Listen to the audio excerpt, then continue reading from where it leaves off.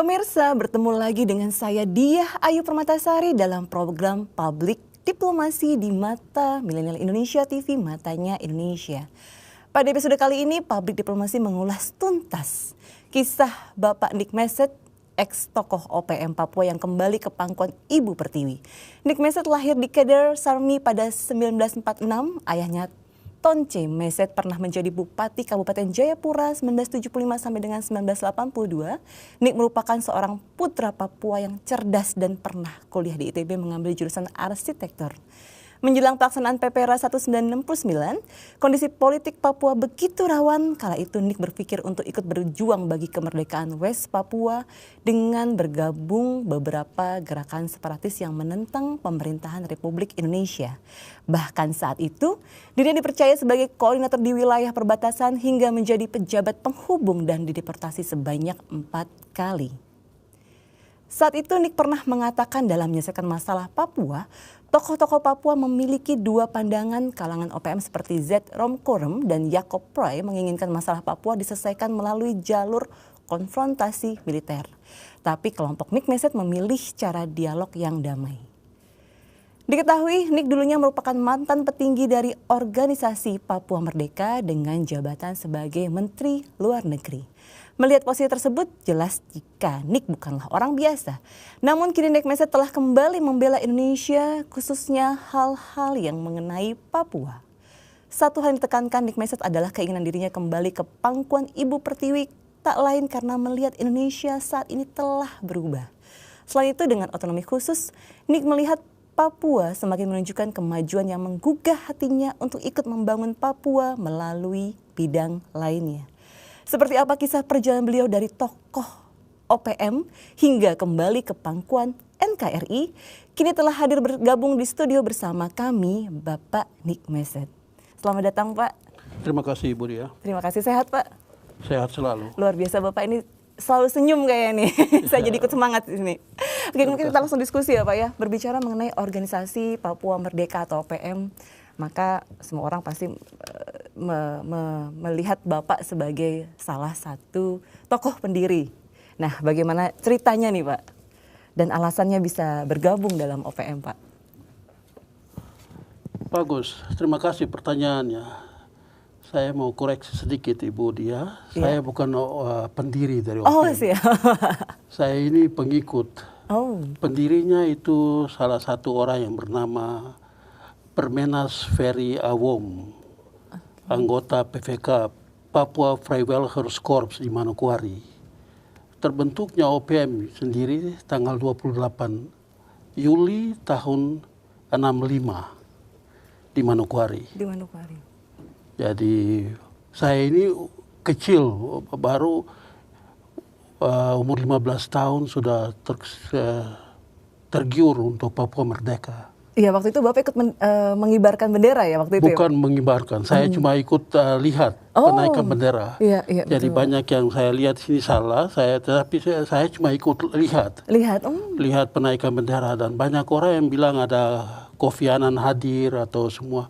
Itu omong kosong, tidak ada waktu itu. Iya. Jadi ceritanya gimana, Pak?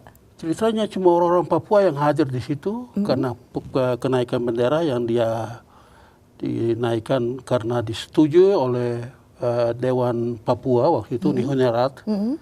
Ya, yang mana bapak saya juga anggota Nihunerat waktu itu.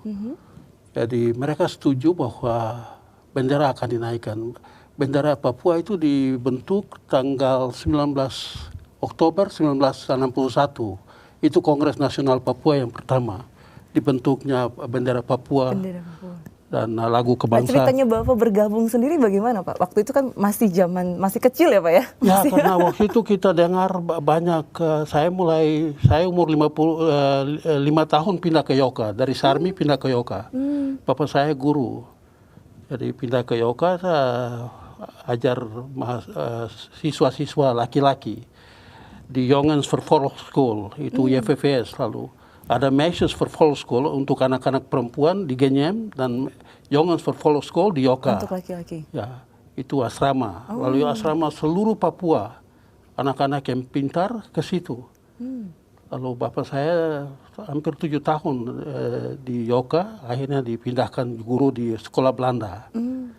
Jadi ya kembali ke bendera Papua, banyak orang yang salah mengerti bahwa bendera Papua itu bukan bendera kebangsaan, tapi itu macam bendera provinsi lah. Oh. Jadi bukan ini, ya, tapi sekarang dipakai seperti ya bilang bentang kejora atau apa.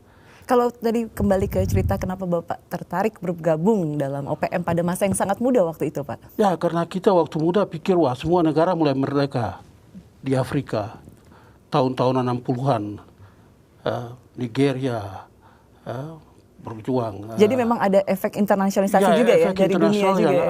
After the war, after the Second World War itu semua mau merdeka. Jadi kita pikir waktu itu ya Belanda sudah janji nanti tahun 70 persiapannya. Tapi bikin itu akhirnya Soekarno deklarasi Trikora. Trikora, betul. Tanggal 19 Desember 61 di Jogja ya.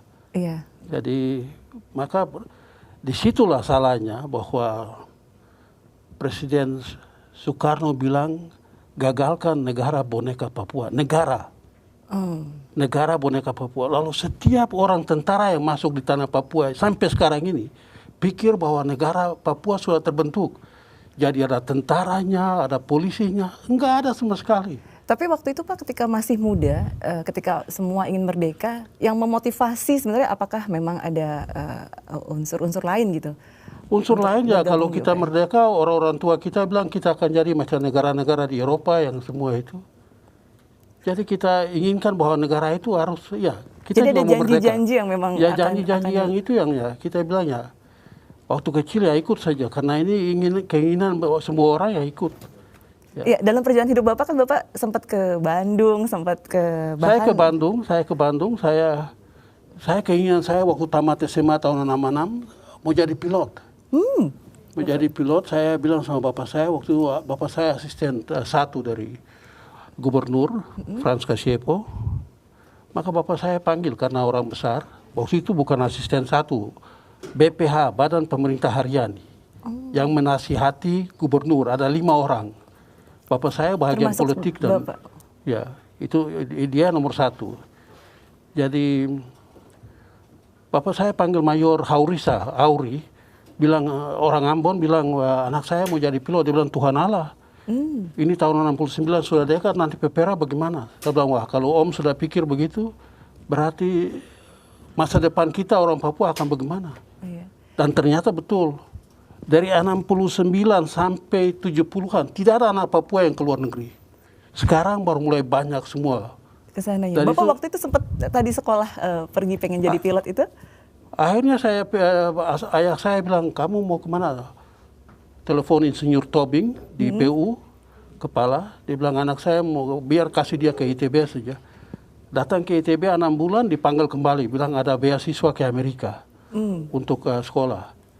Tunggu sampai sekarang ini saya bicara dengan ibu dia tidak pernah itu. Tidak pernah berangkat. Tidak pernah berangkat. Berarti saya bilang ini pemerintah omong kosong. Pada zaman itu ya Pak ya? Pada zaman itu, ya itu. Jadi janji tetap janji. Dan sekarang tetap janji terus sama orang Papua. Tapi sekarang saya lihat banyak orang Papua juga ikut keluar ya Pak ya? Sekarang banyak. Di Amerika saya hampir 300. Saya baru-baru bulan 1 tahun lalu ke sana lihat. Banyak anak-anak muda. Di Rusia ada, di Cina ada. Ya bicara tentang tadi bergabungnya Bapak dalam OPM waktu muda waktu itu sampai perjalanan ke Bandung sempat ke beberapa daerah itu bagaimana ceritanya Pak? Saya gabung OPM setelah saya pulang dari Bandung. Saya ditugaskan untuk gabungkan orang-orang Papua atau pelari-pelari yang mau ke Papua Nugini waktu itu tahun-tahun 65, 66, 67. 68, 69.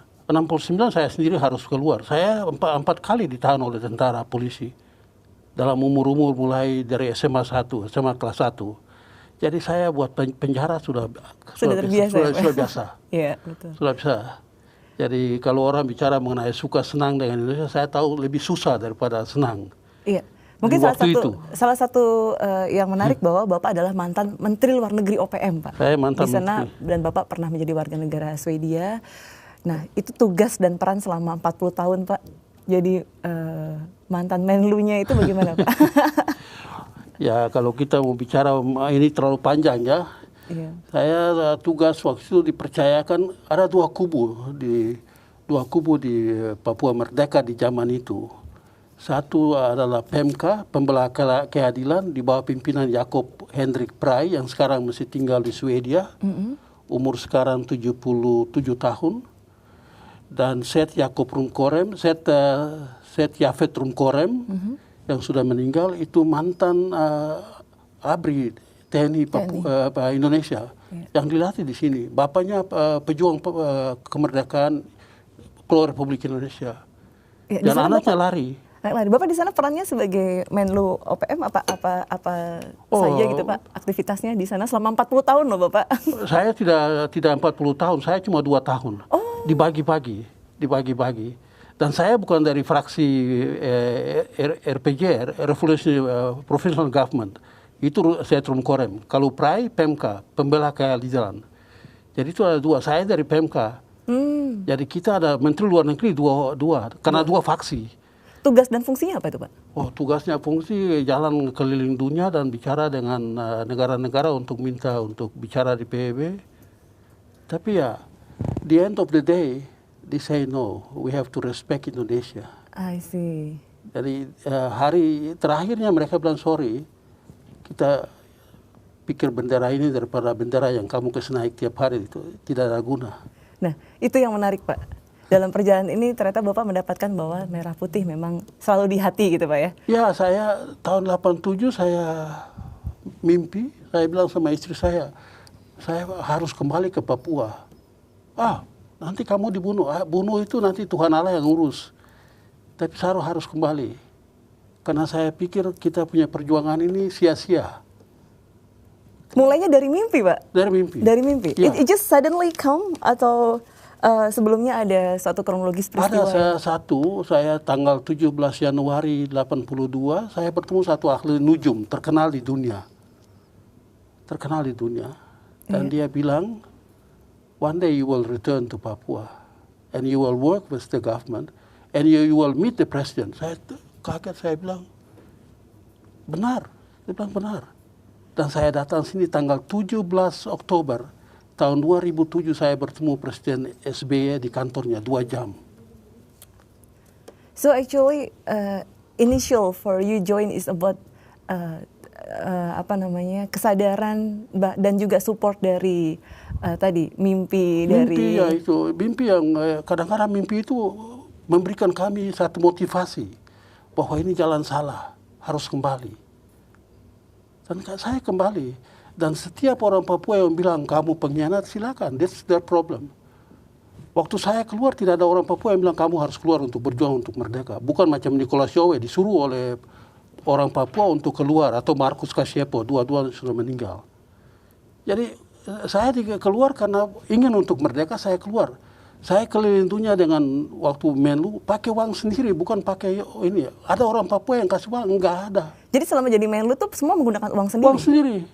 Your expense Pak ya? Ya, karena semangat untuk melihat satu negara Papua yang berdiri sama dengan Indonesia. So what you get while in your Swedia? I mean untuk negara Swedia itu satu negara sosial yang ternama di seluruh dunia. Ternama. Jadi, tapi untuk aktivitas yang sebagai Menlu OPM itu Pak, apa yang Anda dapatkan Pak? Kalau lihat dari expense sendiri, dari perjuangan yang luar biasa. Dapat kecewa. Okay. Dapat kecewa. Orang sekarang mau continue struggle, it's up to them. Saya lebih baik pulang dan kerja untuk pembangunan di Papua, lihat Papua ke depan lebih bagus daripada tahun 60-an. Jadi artinya memang latar Bapak gabung di OPM itu karena sendiri, tidak ada yang suruh? Sendiri. Dan keluar juga karena sendiri? Karena sendiri. Bapak saya kembali Bapak saya dengan Sarwa itu kawan baik. Almarhum ya, dua-dua. Itu kawan baik. Kembali dari Sarmi malam itu tanggal 4 September 69 saya berangkat ke Papua New Guinea. Melarikan diri dengan anak saya umur 6 bulan. Larikan diri. Karena saya 4 kali ditahan polisi, tentara. Tanggal 13 Juli 69 Pepera mulai di Merauke. Di situ saya mulai ditahan. 2 minggu. banyak orang yang bilang, ini pulang karena mau jadi orang besar. Saya tidak jadi orang besar, saya badan sudah besar, buat apa jadi besar? Cari pangkat. Jadi kembali lagi Pak, kalau saya bisa Bapak memberikan inspirasi, jadi kembalinya Bapak ke NKRI ini, selain karena tadi ekspresi kecewa, selain tadi berkata mimpi gitu Pak, ada hal lain nggak Pak yang memang mendorong Bapak untuk harus kembali ke NKRI? Perjalanannya Ibu dia panjang. Tanggal 1 April 1994, saya di Papua Nugini, saya kembali. Saya dideportasi dari pemerintah Papua Nugini ke Swedia. Karena saya seludupkan senjata masuk ke perbatasan. Oh, so you have deported also from... Ya, saya dideportasi 2 kali oleh Perdana Menteri yang baru meninggal, Michael Somare. Itu kawan saya baik sekali. Yeah. Dia dengan saya beda 10 tahun. Waktu dia Perdana Menteri, saya 78, seludupkan senjata ditangkap. Dengan pesawat saya terbang sendiri. Waktu itu Bapak sebagai pilot ya? Saya pilot waktu itu. Jadi sudah memang sesuai keinginan Bapak orang tua untuk menjadi pilot dan it comes true. Ya, come true. Saya bilang sama bapak saya ke Papua Nugini, saya akan jadi pilot. Dan itu saya punya my dream come true. Meskipun saya sudah umur 25 tahun, tapi saya diambil. Dan I deleted all the restrictions persyaratan dari semua itu. Saya harus umur 18 tahun, tidak boleh kawin, tidak boleh punya anak. Anak saya sudah besar. Tapi karena mereka lihat matematik saya dulu dari Paspal di SMA. Jadi pintar, 1 tambah 1 buat mereka mungkin 3, 1 tambah 1, 2. Tapi mereka pakai kalkulator. Ya, itu karena mereka lihat kalkulator 1 tambah 1, 3. Tapi saya pakai otak 1 tambah 1, 2. Jadi saya yang benar. Jadi setelah itu Bapak dari Papua deported going to Swedia. Ya. Di sana Bapak berapa tahun Pak hidup di? Saya 15 tahun. 15 tahun akhirnya saya setelah mimpi saya bilang, dan saya mimpi Freddy Numberi dan saya itu. Ada berapa kali mimpi sebenarnya nih Pak? Kalau tidak, saya mimpi saya tiap kali mimpi Freddy Numberi. Saya bilang sama istri saya, ini kawan baik saya, mulai dari kecil SD sampai sekarang jadi menteri. Berapa kali. Itu minggu lalu, hari Jumat lalu harus di sini, tapi karena saya harus bertemu dia dengan Michael Manufano, itu kawan-kawan sekolah, Nostalgia di Danau Sunter, Hotel Danau Sunter, 4 jam lalu, ya sudah. Tapi itulah saya mimpi bilang, saya mimpi Freddy ini pasti akan jadi menteri. Jadi menteri dia, 2 kali lagi. Jadi artinya kalau kembali kita melihat Bapak, saya tertarik ketika Bapak bicara tentang pilot sampai menyelundupkan senjata gitu. Ya. Ceritanya menjadi pilot pada zaman dulu mungkin teman-teman di Papua nggak begitu banyak punya kesempatan jadi pilot. Tidak ada yang mimpi waktu itu. Tidak ada yang mimpi. Mimpi saya untuk jadi pilot waktu tahun 55, umur 6 tahun saya dengan 9 tahun saya dengan bapak saya ke Sentani karena ada bencana alam di Belanda. Orang-orang Belanda mau pulang, guru-guru Belanda mau pulang karena bendungan di Zeeland pecah dan banyak yang meninggal. Saya sampai di Bandara Sentani, saya lihat ada barang satu besar tinggal di lapangan. Saya tanya bapak saya, ini barang apa Bapak? Oh itu pesawat. Oh pesawat ada orang yang bawa? Bilang ada. Siapa? Pilot. Oh Bapak kalau saya besar nanti saya jadi pilot. Itu keputusan saya. Dari kecil ya Pak? Dari kecil. Jadi itu tadi, balik lagi, mimpi itu bukan hanya mimpi sekarang jadi realita waktu itu. Iya, itu. Terus Bapak waktu itu ngambil sekolah di mana Pak? Saya dari 161 applicants di Papua Nugini tahun 1971 dikasih keluar aplikasi di pos kurir dengan semua. Akhirnya saya lihat, saya melamar. Istri saya bilang, kamu sudah tua. Saya bilang, tua tidak, tapi kalau keinginan mesti jadi pilot pasti ada, mulai dari kecil.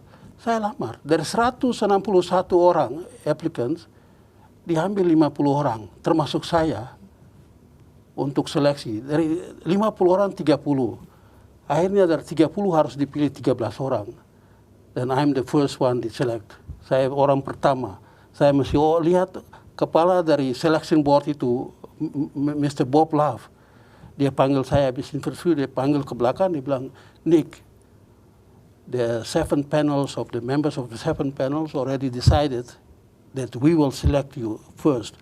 The 12 we will select later, but you are the first. tomorrow itu tanggal 23 Desember tahun 71. Bapak sudah menjadi pilot waktu itu ya Pak ya? Ya, saya terus sudah di sekolah. Ya, tanggal 1 Maret 1972 kita mulai start training di Aero Club di Port Moresby. Sampai sekarang masih bisa terbang nggak Pak? Saya masih bisa terbang. Kalau sudah naik sepeda, tidak akan lupa naik sepeda. Sekali pilot tetap akan jadi pilot ya Pak ya? Ya betul. Okay. Cuma panel sudah berubah ya, jadi itu. Iya, mungkin kembali lagi tadi sebagai pilot ada experience tadi menyelundupkan senjata dan sebagainya. Memang kalau boleh ada hal yang lain yang menarik gitu Pak.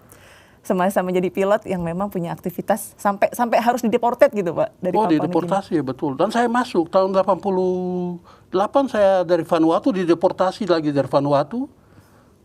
Karena membawa senjata itu Pak? Tidak. Karena saya diminta untuk ke sana terbang, tapi karena faksi antara Barak Sope dengan Father Lini, Perdana Menteri, saya difaksi dari Pak Barak Sope yang masih hidup sekarang, Perdana Menteri juga. Akhirnya Father Lini bilang deportasi semua orang-orang yang pro Sope, termasuk saya. Sudah saya pergi ke Papua Nugini, sampai di Papua Nugini, tinggal 6 bulan, dideportasi oleh Menteri Luar Negeri, almarhum Michael Somare. Kembali lagi ke Sweden. Tapi dia yang deportasi pertama kali tahun 79, tanggal 4 Maret. Semua ini di otak saya tidak just rolling. Semuanya ingat gitu ya? Saya ingat itu semua. Seperti film yang kembali lagi gitu ya Pak ya? Ya, bicara tentang balik ke Swedia gitu. Sampai akhir deportasi di Swedia, in your activity gitu, masih melibatkan OPM waktu itu. Sampai akhirnya merasa harus kembali ke NKRI karena kecewa. Kecewanya kecewa karena apa Pak? Karena memang lelah, karena semua negara pasti mendukung Merah Putih, atau memang karena yang lain? Karena saya satu waktu, macam ada ibu tulis ini, saya bertemu dengan Bapak Nicholas Yohe. Bapak, saya panggil dia Paman, Om. Saya sudah kenal dari kecil, selalu datang ke rumah saya dengan Bapak. Bapak saya lebih tua 4 tahun dari Nicholas Yohe. Dan jangan lupa ibu dia, saya ditugaskan oleh SBY untuk pergi ambil beliau dari Belanda pulang ke sini saya. Itu orang belum tahu semua. Saya dengan almarhum Frans Albert Joku, saya, Febi Ohe yang sekarang ada di sini, ipar saya Adolf Van Asbey, kita 5 orang ditugaskan oleh SBY untuk pergi ambil beliau. Negosiasinya berat untuk bawa pulang dia. Dan dia juga sudah rindu, dia bilang, anak saya mau pulang, bagaimana? Saya menyurat kepada Bapak Presiden SBY. Untuk bisa membawa, sebenarnya apa sih Pak yang diceritakan oleh Pak Nicholas Yohe? Dia bilang sama saya, dia bilang, anak, kami berjuang percuma, Belanda tipu kita. Karena Papua, yang sekarang kita bilang Papua ini, Irian Barat itu sudah dalam Indonesia. Sejak tanggal 24 Agustus 1828, lalu 100 tahun sebelum Sumpah Pemuda. Papua sudah masuk dalam Republik Indonesia, sudah diresmikan bahwa bekas Hindia Belanda, termasuk Papua, that's part of Indonesia.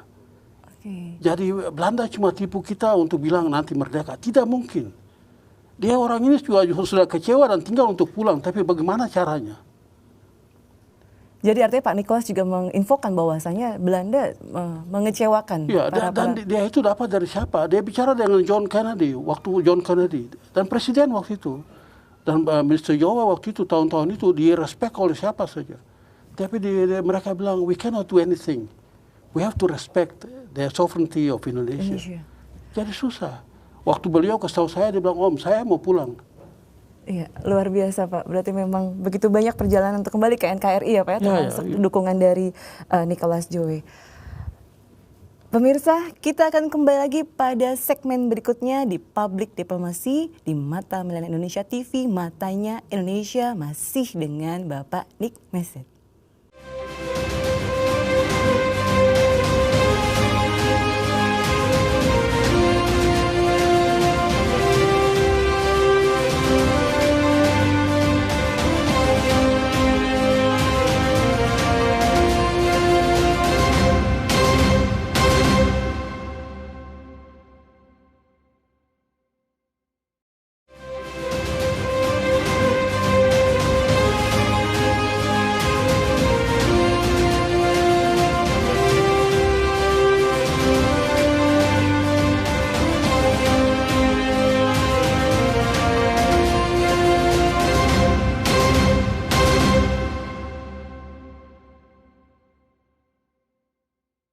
Kembali lagi di Public Diplomasi bersama Bapak Nick Meset di Mata Milenial Indonesia TV, Matanya Indonesia. Tadi diskusi lagi lumayan hangat nih Pak. Nah sekarang kita bicara tentang OPM terpecah menjadi beberapa faksi. Bahkan di awal sudah ada 2 faksi ya Pak ya. Di sini mereka saling bertikai untuk kepentingan diri sendiri, bukan untuk tanah Papua. Nah hal ini gimana Pak? Atau memang ada kepentingan yang berbeda di antara faksi-faksi yang ada di OPM tersebut? Tidak Ibu Dia, faksi-faksi itu sudah mulai dari tahun 63. Mulai 63 waktu pemerintah Indonesia masuk, faksi-faksi itu mulai bentuk. Seperti saya. Saya faksi-faksi kecil itu tidak ada satu payung. Waktu itu belum ada payung yang tadi saya bilang OPM tanggal 28 Juli. Itu belum ada. Lalu faksi-faksi semua di mana-mana di Papua. Ada yang 5-6 orang bikin satu faksi nama begini. Perbedaannya apa Pak? Perbedaannya ya cuma pikiran, mesti dapat dengan cara bagaimana, dengan senjata atau dialog. Pikiran saya waktu itu bilang harus dialog, karena tidak ada jalan lain. Kita tidak bisa berperang dengan satu negara yang sudah merdeka, yang punya kekuatan senjatanya di Asia Tenggara yang lebih besar. Apakah faksi-faksi tadi terpecah berdasarkan region-region atau berdasarkan kepentingan tertentu Pak? Tidak kepentingan tertentu. Cuma caranya saja. Kadang-kadang ada yang mau ikut ke komunis waktu itu ya, ada yang mau ikut ke Demokrat, jadi disitulah pecahnya. Kalau melihat yang sekarang Pak, yang masa sekarang gitu, yang teman-teman yang masa sekarang ini ya kebanyakan dengan senjata, tidak mau dialog, tidak. Mereka minta dialog, ya dialog, tapi di atas itu di papernya ada minta untuk merdeka, dan pemerintah Indonesia tidak bisa minta kasih merdeka. Mereka tanya saya, biasa di sana mereka tanya, apa kita bisa dialog? Saya bilang silakan datang dialog, tapi independence out of date, sudah habis.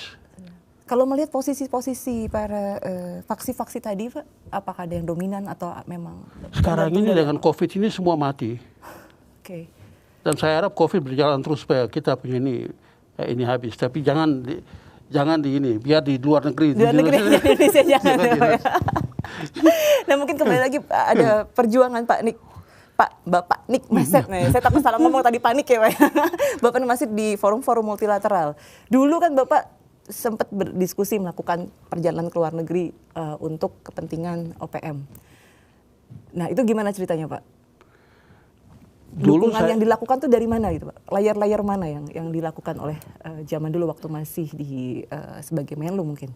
Saya waktu tahun setelah Kongres Papua yang kedua, tanggal 29 Mei sampai dengan 3 Juni 2000 di Jayapura, yang mana almarhum Gus Dur bantu 2 miliar untuk itu. Dan waktu itu dibilang untuk bendera Bintang Kejora bisa naik. Setelah itu Mega naik jadi presiden, dibatalkan lagi, tidak boleh naik. Saya waktu itu berjalan keliling Amerika, ke Pasifik, ke Afrika. Di forum-forum khusus atau ke negara tertentu Pak? Di negara-negara tertentu. Langsung dengan diskusi dengan Perdana Menteri. Ke tahun 2000 11 orang ikut sidang PBB di New York, dibawa pimpinan TS LOI yang dibunuh oleh Kopassus, Tom Benal, Yoris Rawayai, 11 orang pergi bertemu. Kofi Annan waktu itu di bawah Perdana Menteri Barack Sope yang tadi saya bilang, mereka yang fasilitas sampai kita bisa bertemu dengan satu orang perempuan dari Guatemala, dari direktur dari dekolonisasi untuk Asia Pasifik. Lalu kita mau tahu delegasi dari PDP, Presidium Dewan Papua, mau tahu apakah kita ini, Papua ini masih di bawah dekolonisasi atau D24 itu. Iya, saat itu respon akhir mereka apa Pak? Kofi Annan suruh direktur ini pergi bertemu kita, dia bawa naik ke lantai 32, duduk, bicara, dia buka, dia bilang, tanggal 1 Mei 63, kamu punya ini sudah dikorek. kamu sudah part of Indonesia. Jadi tidak ada lagi. Sudah dengan jawaban itu kita turun dan bilang, jadi sekarang jangan kita bicara dekolonisasi atau apa. Kita mesti kerjasama di Indonesia untuk dialog. Jadi tanggal 30 Oktober tahun 2000, saya diundang oleh Presiden Nauru, ikut delegasi Nauru ke Pacific Island Forum di Kiribati, satu pulau kecil di Tarawa. Di Tarawa. Saya dengan almarhum Frans Yoku pergi. Dan di situ yang kita dari PDP, Presidium Dewan Papua, minta untuk Indonesia diikut dalam Pacific Island Forum ini sebagai partner dialog. Jadi bukan Indonesia yang bicara, kita yang bilang. Sampai orang Papua bilang, mengapa kamu dua kasih masuk Indonesia? Kami bilang, kita mesti bicara dengan Indonesia, kita tidak bicara dengan Amerika. Ya, jadi waktunya setelah bicara dengan Kofi Annan waktu itu sudah di-stated bahwasannya memang Papua adalah ya, tidak bisa. Bagian dari, tidak bisa, sudah habis. Dan kalau mau kembali ke PBB, Ibu Dia itu susah. Sekarang 200. Dulu waktu 69 cuma 100 lebih anggota. Sekarang 2/3 dari 200, 400 dibagi 3, 100 lebih. Iya. Banyak orang Papua yang menggembar-gemborkan bahwa mereka sudah ada 74 negara yang di PBB. Saya bilang, don't fool yourself. Jangan bikin tipu kamu. Saya ini pernah di sana. Saya ini pernah masuk dengan duta besar dari Vanuatu, Robert Van Lierop, yang bawa saya keliling gedung PBB sampai masuk di Dewan Keamanan. Dia bilang, Nick, your fate, West Papuan people fate was decided here on the 19th of November 1969. Ini kata-kata dari dia yang saya kembalikan sama Ibu Dia.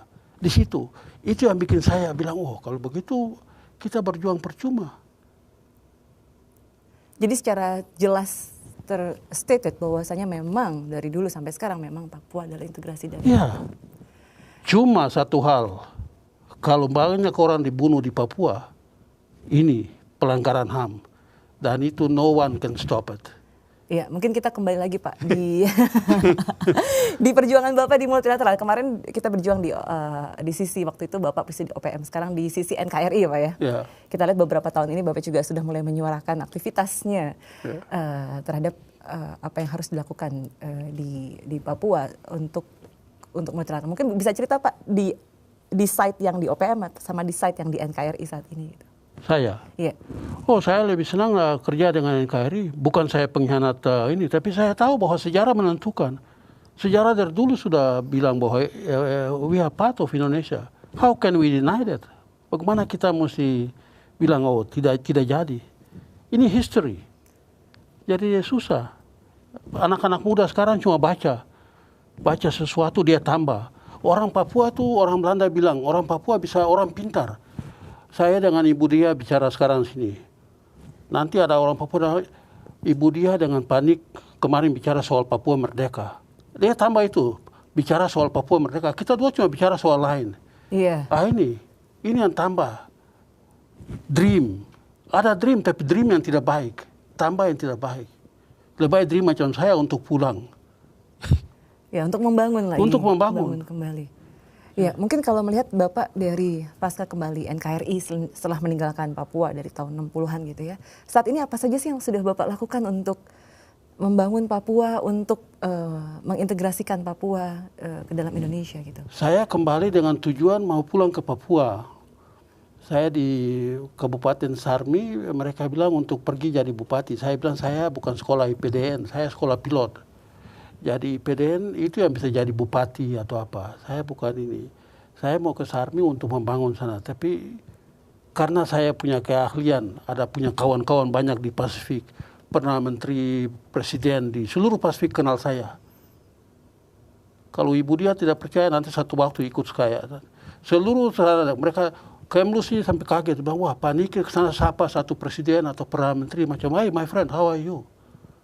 Dan itu keahlian saya. So you have deep connections between all the leaders ya? Saya punya kawan baik Scott Morrison sekarang di Perdana Menteri Australia. Jadi artinya kemampuan Bapak itu untuk Jadi itu sampai ditahan di Jakarta oleh SBY, sekarang Jokowi juga. Jadi saya sudah tua, orang tanya, mengapa kamu masih kerja? Ya, saya punya otak ini tidak sama dengan otak orang lain, dan susah. Dan saya punya koneksi itu lebih akrab dengan ini semua. Kalau saya lihat kadang-kadang kita punya saudara-saudara dari Kemlu ke sana jalan sedikit fasih-wasih, tidak bebas. Ya mungkin dengan adat istiadat. Tapi once you know him, you just go, hey, my friend, how are you? Ya. Jadi justru pendekatan yang lebih itu lebih informal, lebih membuat lebih mudah terinformasikan. Ya? Kita di Nauru tahun 2018 saya bawa Pak Wiranto, Menko waktu itu ke sana. Bertemu dengan ini semua presiden dari Mikronesia, satu orang generasi keempat orang Ambon, Suisa. Dia jadi presiden waktu itu. Kita ambil, Pak Wiranto bilang dia mau ikut ke Mikronesia, ya kita dari Nauru ke Mikronesia, dari Mikronesia ke Jayapura, lalu bisa lihat itu. Kita gak bantu dia, tapi bantu dia dalam political gain, kita sudah menang. Bahwa kita ambil dia. Supaya jangan bicara soal Papua di PBB atau di mana. Nah ini, barang-barang kecil yang begitu yang bisa bikin hati orang tertarik. Negara-negara kecil di Pasifik kita bantu ya. Moral obligation mereka bilang, oh kita tidak boleh bikin ganggu Indonesia. Jadi ini merupakan salah satu strategi ya Pak ya? Dalam satu strategi yang tidak boleh ya. Minta barang macam ini, kasihlah. 2 juta apa itu, daripada 2 juta korupsi masuk di lapas di suka miskin karena suka kaya, mau jadi kaya. Lebih bantu orang supaya negara ini aman. Ya. Jadi itu yang strategi yang dilakukan dalam diplomasi. Diplomasi itu mesti begitu. Jangan cuma pikir wah ini uang negara atau uang saya atau ini jangan. Pikir bahwa Papua itu harus tetap di Indonesia dengan cara apapun. Tapi jangan bukan dengan cara ini. Dengan cara apapun tadi gimana Pak? Tidak dengan kekerasan ya? Pasti tidak dengan kekerasan. Tadi. Dengan soft diplomasi yang sekarang Pak Jokowi ada jalankan itu. Ini lebih ke pendekatan antara negara bilateral atau lebih ke multilateral kepada forum-forum? Forum-forum semua. Forum-forum semua. Saya punya tugas itu. Lalu kalau ke MSG, Melanesian Spearhead Group atau Pacific Island Forum, mereka kasih saya di depan. Lalu saya masuk ke sana. Saya tidak masuk ini, saya cuma jalan bicara. You talk about Indonesia, good about Indonesia. Saya itu saja deh. Oh ya, Nick ada bilang pesan begitu. Once you keep the message, ya, mereka akan bicara. Jadi justru dengan hubungan baik yang memang sudah jalan selama ini Pak ya? Ya, begitu. Itu membuat orang lebih mudah. Banyak orang di Perdana Menteri atau Presiden di Pasifik, mereka panggil, hey, Captain Message, how are you? Kapten Pak? Ya. Kapten because you are pilot? Ya. Jadi banyak orang kaget, you terkenal sih. Saya bilang, saya di Pasifik, saya pernah antar wakil Perdana Menteri dari New Zealand dengan pesawat dari Port Moresby ke Bougainville. Kalau perspektif mereka biasanya dulu Bapak melihat Bapak dari OPM sekarang di KNKRI gitu. Ya, Is there any gap between the Tapi mereka lihat bahwa ya that's politics. Politics is fluid, mengalir. Politik itu mengalir, bukan statik. Lalu sekarang kau begini, partai politik di sini juga fluid ya. Ya. Jadi itu, saya juga fluid. Jadi ya mengalir. Oh, kau tahu, mereka bilang, oh kau sudah kembali ke Indonesia. Saya terangkan, oh kalau begitu lebih baik di Indonesia daripada kau sengsara di luar negeri. Kau kembali bisa bangun Papua, bantu Indonesia. Justru mostly they are support. Ya, ada support. Cukup menarik Pak. Mungkin saya tadi agak terdengar mengenai Bapak waktu datang ke daerah, Bapak bilang menjadi bupati. Bapak nggak pengen jadi bupati atau apa gitu? Tidak. Saya tidak mau, sudah rusak, bupati yang lalu sudah bikin rusak, saya ke sana untuk memperbaiki. I'm not a carpenter, I'm a pilot. Saya bukan tukang bikin baik rumah. Itu susah. Jangan pikir uang. Biasa orang pikir jadi bupati, oh ini uang. Uang ini gampang ya. Tidak usah kerja, tidak usah keringat. Bisa dapat uang, bisa curi uang. Bapak saya bilang, bapak saya dulu jadi bupati, tapi juga jadi ketua di gereja untuk kolekta. Lalu satu waktu adik-adik tanya, Bapak mengapa you sudah jadi bupati dan masih kerja kolektor di ini. Sebab orang tanya, Bapak bupati? Dia bilang, lebih baik saya kerja buat Tuhan daripada saya kerja untuk negara. Sebab saya tahu saya punya masa depan sudah ada di surga. Itu prinsip. Jadi saya lihat orang tua Bapak Nik juga sangat berpengaruh ya dalam ya, perjalanan. termasuk menjadikan pilot ya Pak ya? Ya, Bapak saya terkenal karena dulu guru untuk orang-orang yang sekarang ini, anak-anak muda. Lalu kalau saya pulang ke sana, Bapak saya itu figur yang hebat. Bapak saya dulu pernah waktu tahun 60 Oktober sampai Mei, 9 bulan itu jadi ketua Dewan Papua, macam ketua parlemen. Setelah Belanda keluar, Untea masuk, Bapak saya itu kerja dengan Dalal Abdo, kerja dengan Bapak Sujarwo Condronegoro. Jadi influence-nya memang influence hebat. Jadi akhirnya terakhir jadi bupati. Dan orang kerja keras. Tidak ini. Luar biasa ya Pak ya. Memang perjalanan politiknya memang dari orang tua diturunkan dari orang tua ya. Dan orang tua yang baik yang mendidik. Ini barang baik, ini barang jahat. Malah waktu saya mau keluar dia bilang jangan tinggal di Indonesia. Tinggal. Kakak saya ditembak mati tanggal 29 September tahun 1974. Saya baru 2 minggu dapat saya punya wing di Australia. Tapi saya mesti kembali. Saya kembali orang bilang, oh kakak dia sudah ditembak. Itu that's part of politics. That's part of the risk. Bagaimana membuat Bapak tetap bertahan gitu di sekarang ya di NKRI ya? Ya, apakah kita menangis dan meratap kakak saya akan bangkit? Enggak bisa. Itu sudah habis. Dan itu risiko yang orang mesti terima.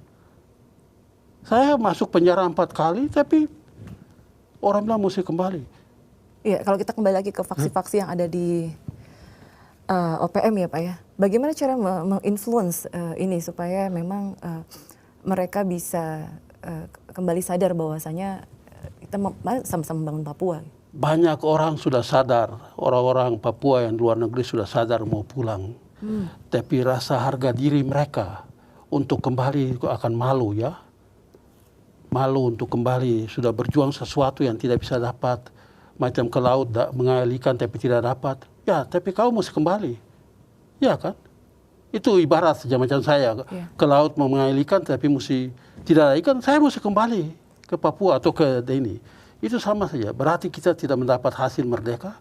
Nanti malu kembali ke Papua. Wah, mereka berjuang. That's part of politics. Itu yang saya bilang. Itu macam air mengalir, fluid. Tapi Bapak Nik mampu mengatasi dan menjadi sukses story ya. Kalau dari saya melihatnya like one of the success story Bapak kembali ke NRI dan kita sama-sama membangun ya, Papua. itu kita pernah waktu Bapak Bom Suryanto jadi duta besar di Papua New Guinea, dia pernah repatriasi hampir 100 orang, lebih 150 orang Papua di sana. Tapi ya kembali ke sini mereka tidak dapat jaminan apa yang semua. Saya bilang kamu jaminan apa? Waktu kamu lari juga kamu tidak dapat jaminan di sana di Papua New Guinea. Sekarang kembali mau ini tanah sendiri. Saya juga kembali begitu. Pakai otak. Jangan otak ini untuk perjuangan saya. Otak perjuangan untuk hidup juga, untuk hidup kamu. Jangan pikir mereka. Ya, jadi keinginan kembali sebenarnya banyak yang mereka mereka mau dari... tapi malu hati sudah ini. Sebenarnya jangan. Dukungan keluarga bagaimana Pak? Oh, dukungan bapak saya dulu tidak mau untuk saya kembali. Takut nanti kejadian macam kakak saya. Saya bilang enggak Pak. Saya tunggu sampai negara ini, waktu bapak saya masih hidup. Bapak saya meninggal tanggal 6 Januari 1996. Lalu saya datang meninggal di ini. Itu ibu ahli nujum itu bilang nanti bapak kamu meninggal sini. Itu ibu yang di ini. Yang di Swedia itu di Pak Swedia. Ya? Luar biasa ahli nujumnya nih. Ya. Dia bilang bapak kamu akan meninggal di ini. Ibu kamu tidak lihat. Iya. Dan itu bapak saya juga bilang jangan pulang. Saya bilang bapak saya akan pulang. Karena waktu itu khawatir karena keselamatan ya Pak. Ya? Tanggal 21 Mei 1998 ibu dia tahu apa ya? Ibu dia tahu tanggal itu, 21 Mei 1998.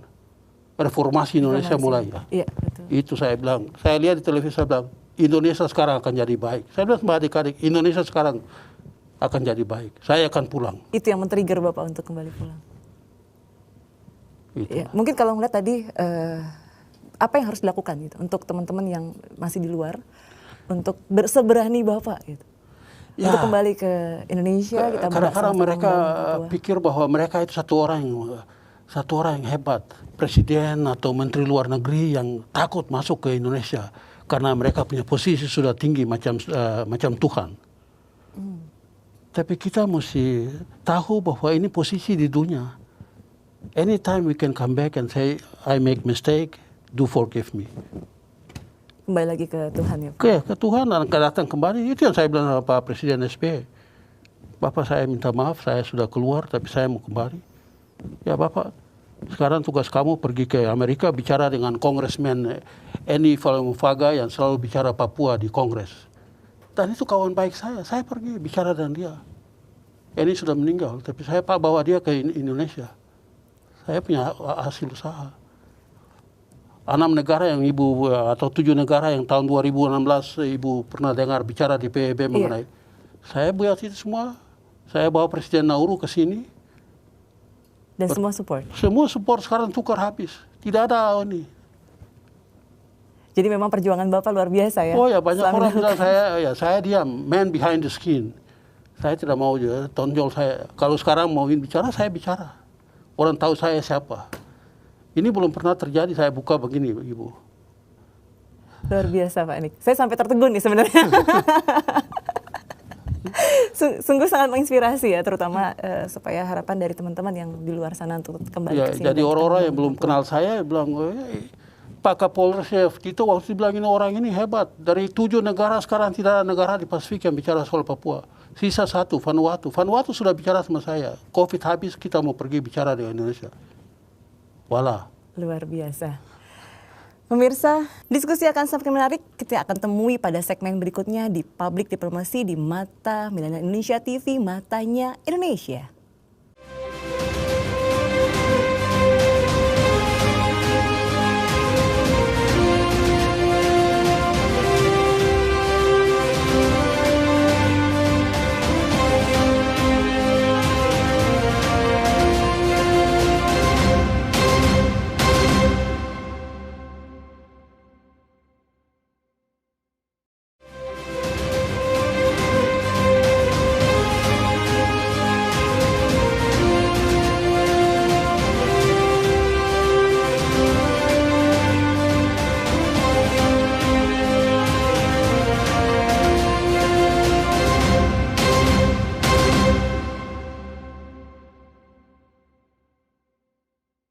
Masih di Public Diplomasi, masih di Mata Milenial Indonesia TV, Matanya Indonesia. Masih dengan saya Diah Permatasari dan juga dengan Bapak Nik Meset. Nah langsung nih Pak, kita diskusi mengenai Bapak kan dimasukkan dalam daftar blacklistnya TPN OPM nih. Bahkan ada yang menyebut Bapak adalah pengkhianat dari mereka gitu. Nah ini pendapat Bapak bagaimana nih? Wah, kalau saya sudah blacklist berarti saya tambah hitam dong. Itu bagus sekali. Gitu ya Pak ya? Tanggapan Bapak sendiri gimana nih Pak? Silakan mau blacklist kah, whitelist kah, mau pengkhianat kah, tapi saya orang Papua. Saya punya tanah Papua sama seperti orang Papua yang sekarang. Apakah merdeka atau tidak merdeka, saya punya hak untuk tinggal di tanah Papua. No one can deny that. Jadi apakah merdeka atau tidak merdeka, saya punya hak untuk tinggal di tanah Papua. Iya. Mau pengkhianat kah, silakan kamu boleh bilang pengkhianat. Tapi saya pernah berjuang untuk orang Papua juga. Tapi saya sudah tahu di mana stopnya. Saya tidak mau ikut terus. Justru sekarang perjuangan sebenarnya mungkin. Ya, jangan jadi PHP. Jangan jadi PHP. Ya. Yang PHP gimana nih Pak? Yang PHP ini sekarang banyak orang yang pikir bahwa akan janji palsu kepada orang-orang ini. Iya, memberi harapan palsu ya Pak? Memberi harapan palsu. Jadi untuk saudara-saudara yang luar negeri atau di mana saja, jangan memberikan harapan palsu.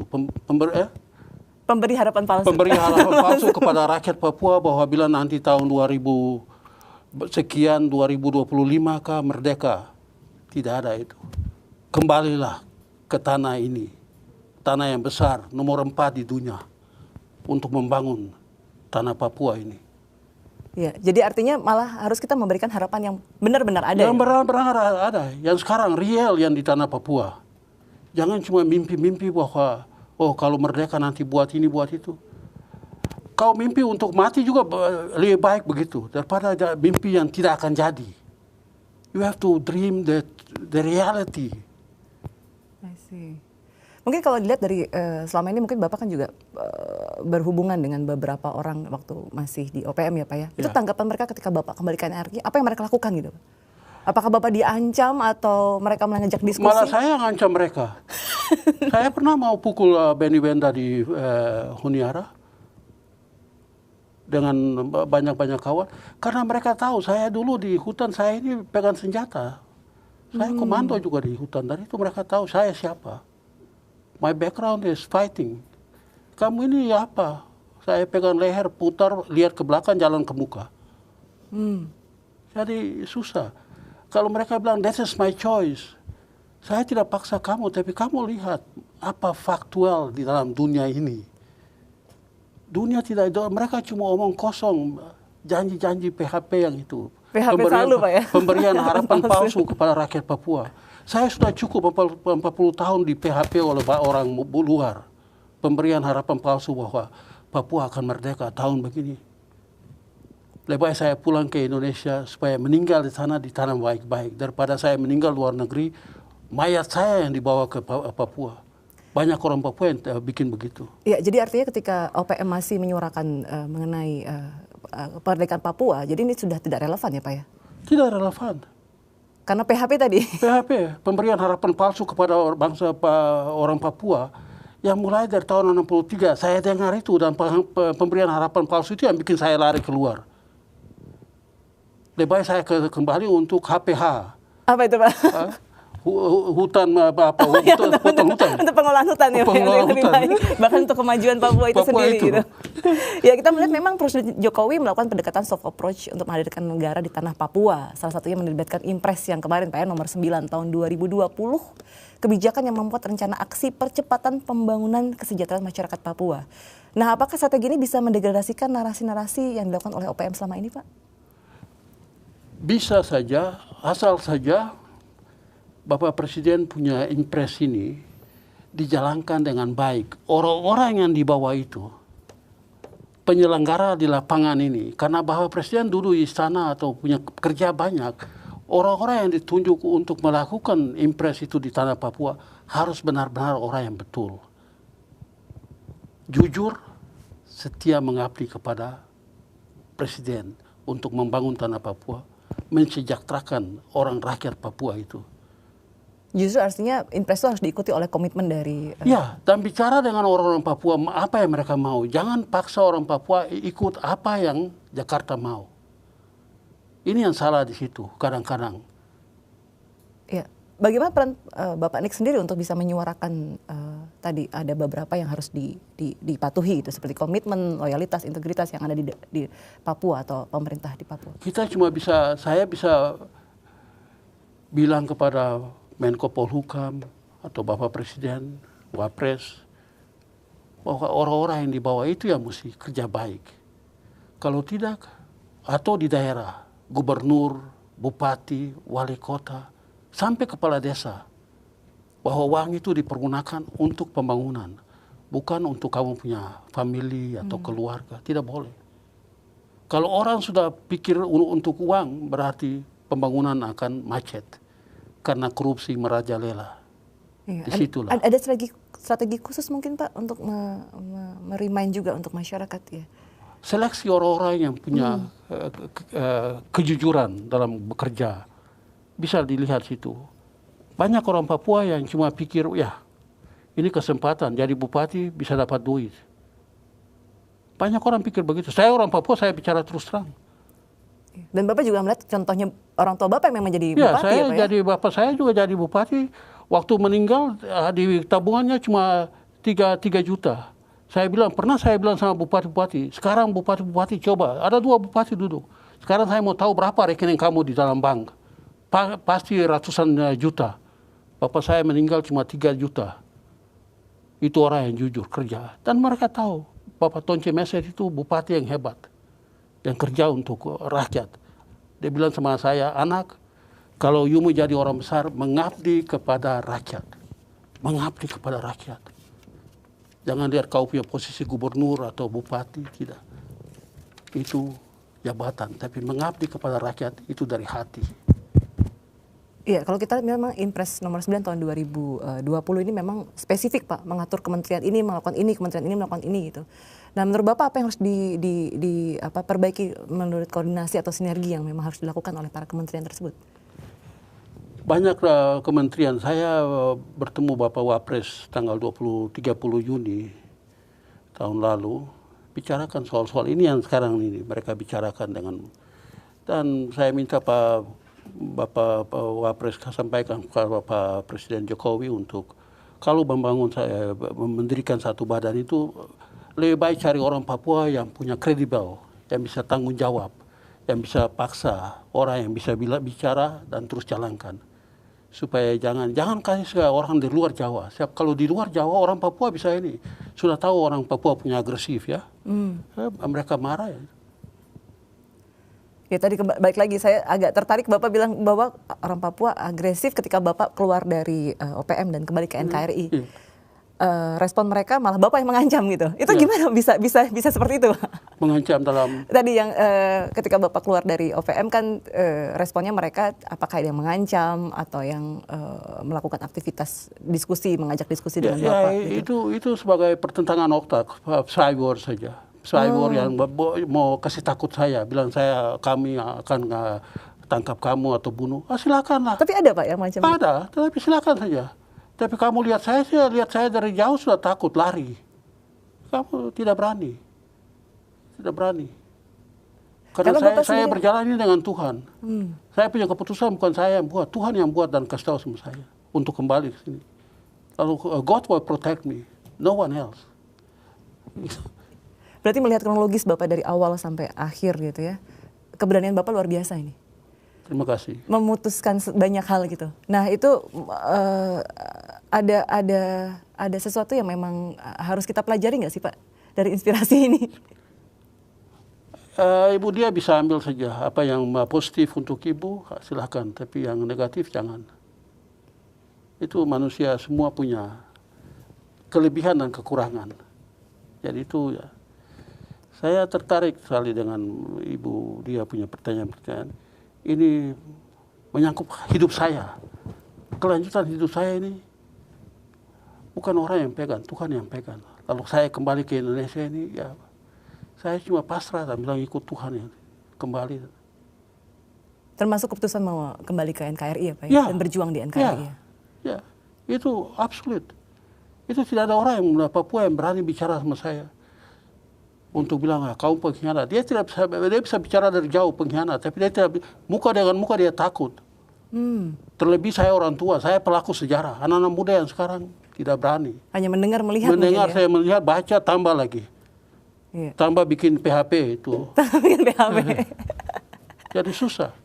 Ya mungkin Bapak ada saran untuk para tadi yang OPM yang masih di luar atau masih saat ini masih berada di luar NKRI. Apa yang harus mereka lakukan saat ini? Yang para anggota OPM yang di luar negeri saya minta untuk pikir baik-baik ke depan supaya jangan kita tipu rakyat Papua dan menunggu bahwa merdeka itu akan datang. Tidak. Kembalilah ke Indonesia dan membangun tanah Papua untuk menjadi satu surga kecil yang jatuh dari langit. Itu yang idam-idaman orang Papua selalu supaya tanah Papua itu tanah yang damai, penuh dengan rasa cinta dan saudara-saudara kita di bagian lain dari Indonesia. NKRI itu dari Sabang sampai Merauke. Ya mungkin kalau Bapak melihat apa yang pesan-pesan yang akan Bapak sampaikan gitu untuk generasi pemuda di Papua dan juga mungkin untuk generasi muda yang ada di OPM mungkin Pak. Ya, untuk para pemuda yang sekarang ada belajar di Papua atau di luar negeri, ya belajar yang baik, pulang dan kerja di tanah Papua atau di Republik Indonesia nih, dari Sabang sampai Merauke. Ya, mungkin last statement, how to convince people, terutama di masyarakat Papua, di luar negeri, di sini gitu ya, untuk mari kita sama-sama membangun Papua saat ini, untuk kedepannya lebih baik. Ya, yang tadi saya bilang, untuk membangun Papua, kita sama-sama yang sudah bekerja atau berpendidikan dari luar negeri dari mana saja untuk membangun Papua ke depan dalam bingkai NKRI ini Supaya jangan pikir bahwa, oh saya di Amerika ada orang Amerika bilang begini, atau orang Belanda bilang begini, bahwa Papua itu harus mereka. Dia talking nothing. Itu tidak arti buat kamu. Kamu datang kembali kerja di tanah Papua itu menghormati bahwa negara kesatuan Republik Indonesia itu dari Sabang sampai Merauke. Poin itu saja. Luar biasa, Bapak Nick Messet. Saya sendiri sampai tertegun nih sebenarnya tadi. Mendengar penjelasan yang sungguh menginspirasi perjalanan hidup yang tidak sebentar ya Pak ya, berapa puluh tahun ya?